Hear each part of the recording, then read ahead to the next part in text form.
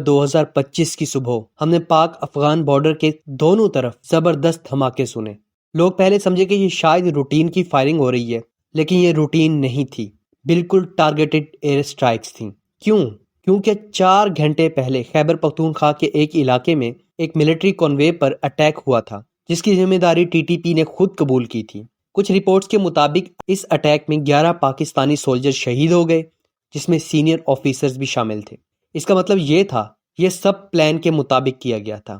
سب سے عجیب بات یہی تھی کہ جب بارڈر پر کلیشز چل رہے تھے تو افغانستان کے امبیسیڈر امر خان انڈیا گئے ہوئے تھے ایک لمبی 8 دن کی وزٹ پر، اور وہاں بیٹھے ہوئے پاکستان کو دھمکیاں دے رہے تھے۔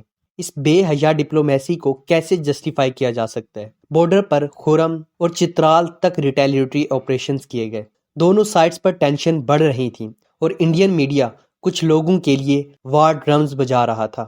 They cannot fight with تحریک Taliban Pakistan is a weak country، ایسے ہیڈ لائنز چل رہے تھے جو ساری چیزوں کو فیول دے رہے تھے۔ I'm فہد اشرف۔ آئیے سمجھتے ہیں کہ اصل پکچر کیا ہے۔ کیا افغانستان اور انڈیا مل کر پاکستان پر فل سکیل وار کرنے کی کوشش کرنے والے تھے، یا پھر صرف چھوٹی کلیشز کا سلسلہ تھا جسے ایسکلیٹ کر دیا گیا؟ دونوں میں سے کوئی بھی پاسبلٹی نظر آتی ہے، مگر ایک چیز واضح ہے، یہ پہلی دفعہ نہیں ہوا کہ ہم پاکستان اور افغانستان کی ٹینشنز دیکھ رہے ہیں۔ پچھلے 5 سالوں میں یہ پیٹرن برقرار رہا ہے۔ تو چلیے اس سچویشن کو ڈیٹیل میں سمجھتے ہیں۔ ڈیورنڈ لائن یعنی پاک افغان بارڈر ایک پرانا زخم ہے جو اکثر کلیشز کو جنم دیتا ہے۔ سب کچھ 7 اکتوبر سے شروع ہوا جب ٹی ٹی پی نے بارڈر کراس کرنے کی کوشش کی اور خیبر پختونخوا میں انٹری کرنے کی کوشش کی۔ ٹی ٹی پی نے ناری اور چترال سائٹس پر پاکستانی فورسز پر اٹیک کرنا شروع کر دیا۔ پاکستان فوج نے چپ رہنا چوز نہیں کیا، اسی وقت ریٹیلیٹری فائرنگ شروع ہوئی۔ پھر 8 اکتوبر کو ٹی ٹی پی نے بارڈر کراس کر کے ملٹری کنوے پر اٹیک کیا۔ یہ اٹیک کرم ٹی ٹی پی کے ایریا میں ہوا، جہاں 11 پاکستانی سولجرز شہید ہوئے اور جواب میں 19 ٹی ٹی پی ملیٹنٹس مارے گئے۔ یہ کوئی چھوٹا سا انکاؤنٹر نہیں تھا، ڈائریکٹ اٹیک تھا سیکیورٹی فورسز پر۔ اس لیے پاکستان نے سیدھا افغانستان کے خلاف گراؤنڈ اور ایئر رسپونڈ کیا۔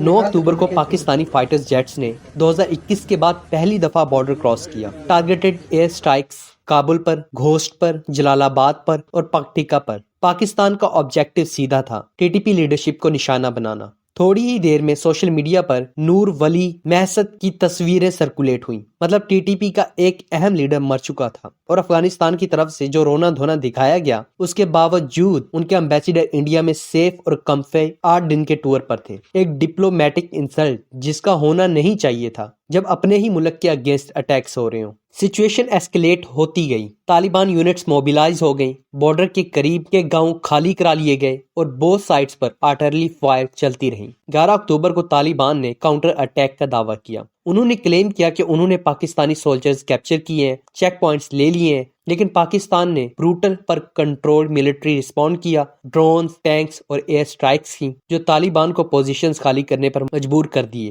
رات 1 بجے تک ان کا کمیونیکیشن نیٹ ورک بھی ڈسٹرب ہو چکا تھا۔ یہ وہ طالبان نہیں ہے جو 2001 سے 2009 کے دور میں ہوا کرتے تھے، اب حالات بدل چکے ہیں۔ اس کے بعد کابل نے قطر اور سعودی عربیہ سے میڈیٹیشن کے لیے فون گھما دیے، لیکن پاکستان نے میڈیٹیشن کو تب تک نظر انداز کیا جب تک اپنے سیکیورٹی کنسرنز ایڈریس نہیں ہوئے۔ 13 اکتوبر کی صبح تک میدان خاموش نظر آیا، کیونکہ پاکستان نے طالبان کے چیک پوائنٹس کو یا تو ڈسٹرائے کر دیا تھا یا قبضے میں لے لیے تھے۔ پاکستان نے ایویڈنس بھی دکھایا، ویڈیو جس میں کلیئرلی دیکھا گیا طالبان پوسٹ ٹوٹتی نظر آتی ہیں۔ لیکن ایک پرانی روایت بھی ہے، جب بھی پاکستان کسی جگہ پر ٹیمپریری کنٹرول حاصل کرتا ہے، وہ اکثر وہ چیک پوسٹ دوبارہ طالبان کو ہینڈ اوور کر دیتا ہے، سیکیورٹی کیلکولس کی وجہ سے۔ یہ پیٹرن پھر سے چلنا شاید ممکن ہے۔ بہت سے لوگ یہ سوچ رہے ہیں کہ سعودی عرب کے ساتھ تو ابھی پیکٹ سائن ہوا ہے، تو انہوں نے رسپونڈ کیوں نہیں کیا طالبان کے اگینسٹ؟ تو اس کی ریزن بہت سمپل ہے۔ ڈیفینس پیکٹ کا مطلب یہ نہیں ہے کہ سعودی فیلڈ آپریشنز کرے گا، ان کا رول زیادہ سے زیادہ فائنینشیل اور پولیٹیکل سپورٹ تک محدود رہے گا۔ Military level boots on ground help limited ہوگی،